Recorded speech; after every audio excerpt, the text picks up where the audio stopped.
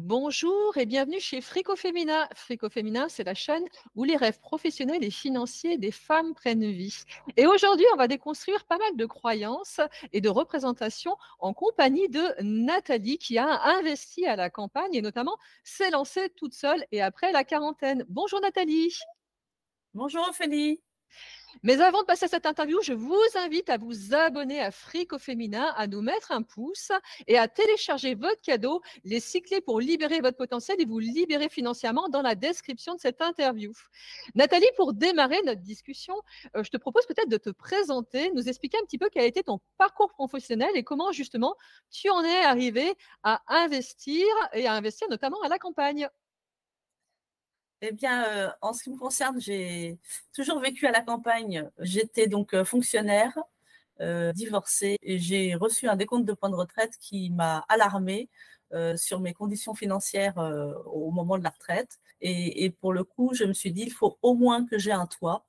Donc, j'ai commencé par acheter ma maison dans laquelle je vivais. Je me suis déplacée dans un autre département et je l'ai mise en location pour pouvoir garder ce toit le jour venu de la retraite, pour ne pas avoir ni loyer ni d'emprunt à payer à ce moment-là. Donc quelque part, en fait, tu avais misé sur la sécurité de l'emploi avec l'idée d'avoir un emploi stable et une retraite qui était assurée en devenant fonctionnaire et tu t'es rendu compte que c'était pas si simple. Non, c'était pas si simple, surtout que même si on a le cliché de la valeur sûre d'un emploi stable et pérenne dans la fonction publique, il n'empêche que les plafonds sont bas pour pouvoir vivre sereinement à la retraite. Alors moi, j'ai eu la même réaction que toi quand j'ai reçu mon décompte de cotisation et que j'ai fait la simulation de ce que j'allais toucher à la retraite après avoir été une bonne salariée et avoir cotisé sur des caisses de cadre. Je me suis dit qu'il allait falloir que je me mette à investir et que je réfléchisse à ces questions différemment. Et je pense qu'on est nombreuses en fait à s'être questionnées, notamment sur une seconde partie de carrière et une seconde partie de vie. Du coup, tu as démarré assez simplement en fait par une résidence principale et sa location. Est-ce que tu peux nous en dire un petit peu plus? Initialement, c'était puisque je quittais mon couple, il me fallait un toit et à ce moment-là, avoir un emprunt était moins cher que d'avoir une location. Donc c'est comme ça que j'ai acheté cette première maison. Et puis quand je suis partie, effectivement, je ne voulais pas que cette maison dépérisse. Je voulais pouvoir la conserver justement pour pouvoir y aller à ma retraite. Et je me suis dit, il faut que je la mette en location, au moins pour qu'elle soit bien entretenue pendant tout le temps où j'y serai pas. Et du coup, au démarrage, tu as fait pas mal d'erreurs parce que tu étais pas formé sur cette question de la location immobilière et tu as peut-être pas tout bien calculé correctement. Alors oui, je me suis dit aussi bêtement que ça, enfin bêtement non, parce que je pense qu'on fait peut-être toute l'erreur. J'avais un emprunt, j'ai mis le loyer au montant de l'emprunt, comme ça j'avais rien à débourser. Oui, sauf qu'après, effectivement, j'avais d'autres charges auxquelles je n'avais pas pensé, je n'étais pas formée. Et mon premier réflexe après cette erreur, c'est effectivement de me former, clairement. Donc ça, c'est essentiel en fait. Faire son éducation financière, apprendre à gérer l'argent au quotidien et puis apprendre à investir quel que soit le mode d'investissement qu'on choisisse. Oui, puis aussi à gérer ses finances, parce que la première formation que j'ai faite, sur laquelle je suis alors tombée par hasard, j'aime pas trop ce mot hasard parce qu'en fait, je me rends bien compte qu'il n'y en a pas et que de cette formation-là m'est arrivée sur un plateau d'argent, certainement parce que c'était le moment où il fallait que je me concentre sur ça, c'était la gestion de l'argent. Ça paraissait tellement bateau que je me suis dit, mais qu'est-ce qui va m'apprendre là-dedans? Et au final, ça a été effectivement une révélation de me dire que mon budget, bien que je pensais le maîtriser, c'était une vraie passoire. Oui, alors finalement, il y a pas mal de gens aussi que cette idée est reçue qu'il faut beaucoup de moyens pour commencer à investir. Et toutes les femmes qui attaquons, on commence par le faire en faisant la chasse aux filles dans nos budgets, en mettant en place un budget, on va dire, relativement minimaliste qui nous permet de dégager des moyens pour commencer à le faire. Oui, d'autant que moi, j'ai pas de filtre là-dessus, c'est que je gagnais 1 200 euros. Donc, souvent, on dira, j'y arriverai jamais. Et puis, au final, je me rends compte que on peut faire beaucoup de choses avec 1 200 euros. Donc, c'est vrai que se former sur la question du budget et dans quoi je dépense et comment je pourrais dépenser différemment, avoir un retour justement sur investissement, ça fait toute la différence. Bien sûr, et ça, c'est comme les bases, en sport ou ainsi de suite. Il y a peu de personnes qui s'autorisent à réinterroger tout ça, parce que notamment dans les familles, on nous apprend pas les b.a.-ba de l'éducation financière. Oui, oui. Et puis, c'est quand même assez tabou. La plupart du temps, si éventuellement un enfant s'intéresse, enfin un enfant ou même un adolescent, un jeune adulte, s'intéresse à la question des finances, ou combien papa ou maman gagne, la réponse, elle est assez vite, ça ne te regarde pas. Alors qu'en fait, au sein même des familles, les discussions budgétaires ne sont pas toujours là. Oui, c'est essentiel de libérer la parole sur ces questions d'argent. Du coup, tu as décidé d'investir à la campagne. Est-ce que selon toi, c'est un bon plan d'investir à la campagne? Ah oui, oui, bien sûr. Il y a comme à la ville, enfin à la ville, quand je parle de ville et de campagne, je parle effectivement d'agglomération ou de ruralité. Il y a une demande au même titre qu'il y a une demande en ville. Il y a plein de gens au même titre que moi qui ne connaissent que la campagne et qui n'imaginent même pas aller vivre en ville, et c'est mon cas. Donc investir à la campagne, c'était une évidence parce que d'abord, je ne connaissais pas les codes de la ville. Ça me paraissait insurmontable. Et puis qu'il y a une demande. D'ailleurs, la crise qu'on a passée pour le Covid a clairement mis en évidence l'intérêt de la population pour pouvoir aller vivre tranquillement à la campagne. Et je suis tout à fait d'accord avec toi et ça transparaît là sur les études, sur les projections sur l'immobilier. De plus en plus, la qualité de vie prime et notamment avec le télétravail. Il y a beaucoup de personnes qui vont privilégier leur qualité de vie et qui vont avoir envie de quitter les villes qui deviennent très polluées et chaudes l'été. Donc, en fait, on a une forme de mutation sur le marché de l'immobilier et notamment les petites villes ou les campagnes qui sont situées à moins d'une heure des grandes villes ont connu une augmentation vraiment très importante du prix de l'immobilier. Donc, ça devient un très bon plan pour investir. Oui, d'autant que l'achat premier, enfin, quand les personnes décident d'acheter à la campagne, c'est en général pour leur résidence principale ou secondaire, mais pas en termes de locatif. Du coup, c'est souvent les grandes maisons qui sont prises d'assaut et toutes les autres sont un petit peu boudées. Donc, il y a à faire parce qu'il n'y a pas que les familles qui ont des envies de grand espace, de grandes pièces. Il y a aussi plein de gens qui sont solos, qui n'ont pas spécialement envie d'avoir une grande maison. Moi, j'en fais partie. Je ne suis pas à l'aise dans les grandes maisons. Après, chacun y trouve son compte, mais il ne faut pas stigmatiser sur le fait que parce que tout le monde veut des grandes maisons à la campagne, que c'est le cas. Et pour le coup, il y a plein de biens qui n'attendent qu'un preneur. Et comme il y a assez peu d'acheteurs, il y a aussi des opportunités. Je suis assez d'accord avec toi. En fait, il y a aussi un positionnement de ces marchés qui fait que c'est plus facile de négocier et de trouver des biens peu chers sur des zones qui sont un petit peu plus, on va dire, reculées, c'est-à-dire à la campagne finalement. D'autant que tu parlais de télétravail tout à l'heure, mais il y a aussi un bassin d'emploi assez important, parce qu'au même titre que les individus n'ont pas forcément tous envie d'aller en ville, il y a aussi un certain nombre d'entreprises qui ont envie de s'élargir, de s'épanouir, de s'agrandir. Et il y a tout un tas de pôles d'activité qui sont créés à la campagne, qui drainent donc les gens qui habitent dans l'agglomération la plus proche, mais aussi toutes les personnes qui habitent à 30 minutes autour. Donc finalement, il y a énormément d'avantages au-delà de ta propre qualité de vie. Oui, on peut complètement avoir une vie complètement ordinaire à la campagne, ordinaire par rapport à ceux qui habitent en agglomération, puisqu'il y a aussi toutes les infrastructures nécessaires. Il y a les supermarchés, les médecins, les collèges, les écoles, les lycées. Oui, donc en fait, il y a énormément d'idées reçues sur la campagne comme sur l'investissement. Toi, quand tu t'es lancé dans tes projets, quel a été un petit peu le retour de ton entourage et des gens que tu connais par rapport à, justement à cette dynamique que tu étais en train de mettre en place? N'est pas un entourage forcément très qualifié en termes d'investissement.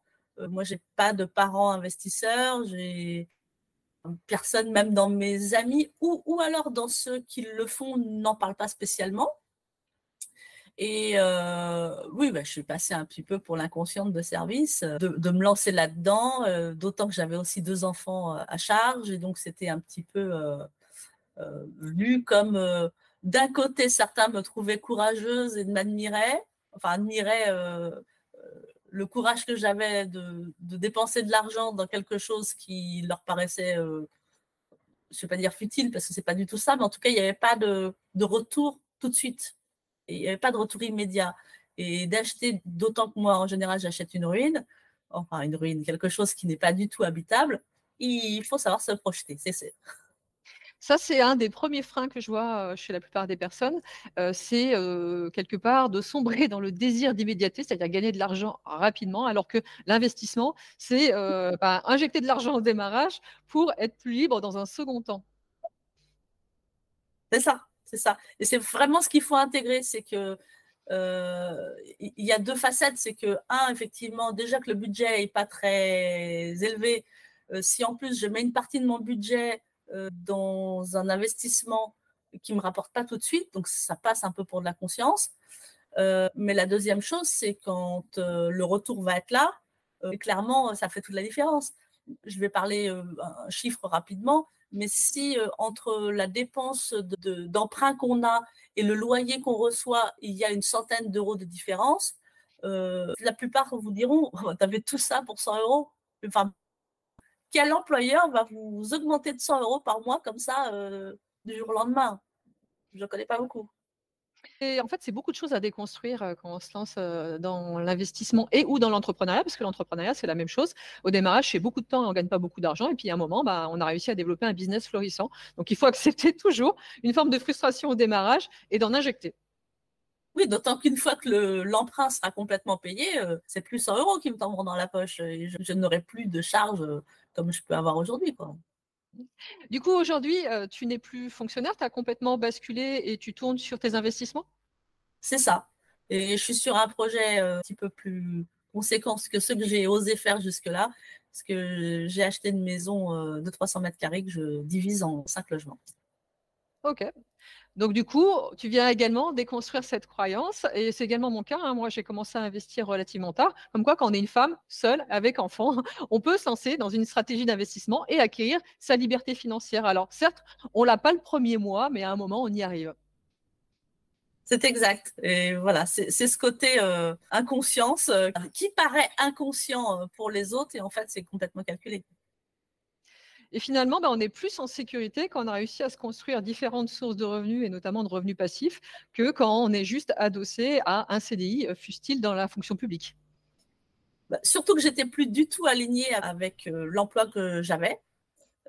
J'ai tourné en burn-out et je me suis dit que en fait, il y a des choix à faire. C'est soit mon salariat et je perds complètement pied, soit je reprends les rênes de ma vie et je fais autre chose, même si c'est en dehors des sentiers battus, même si la plupart des gens qui vous entourent ne vous soutiennent pas parce que c'est pas dans la norme et que finalement, ils nous renvoient nos peurs. Bien sûr, finalement, ce que les gens nous renvoient, c'est des peurs qu'on a eues à un moment ou à un autre dans notre vie aussi. Oui, clairement. Clairement, mais je pense que ce qui est vraiment très important, c'est d'avoir le pourquoi on le fait. Parce qu'à partir du moment où on sait pourquoi on le fait, on arrive à aller au-delà des idées reçues, des limites des autres et de se remettre sur nos rails à nous. Et quels pourraient être du coup tes meilleurs conseils pour une femme qui veut se lancer et qui a décidé, comme toi, de commencer à investir à la... Regarder des gens qui font de l'investissement, s'identifier à eux, parce qu'effectivement, on est peut-être beaucoup sur la toile, mais en même temps, ça permet justement de pouvoir s'identifier plus aux uns qu'aux autres et se retrouver et de se dire, ah oui, moi, ça me parle, j'ai vraiment envie de faire ça, mais j'ai peur, mais je ne sais pas comment faire. Et puis la deuxième étape, c'est de se former. Ça paraît également dans un budget, on se dit, non, mais moi, je ne peux pas mettre d'argent dans une formation. On dit la formation, c'est gratuit en France jusqu'à ce qu'on ait notre diplôme. Et on se rend bien compte que finalement, tout ça, c'est du vent. Ce qui est important, c'est de se former, d'investir en soi. Et que même si ça a l'air de dégréver notre budget, le retour, il est clair. On a après une autre vision de la vie, une autre qualité de vie.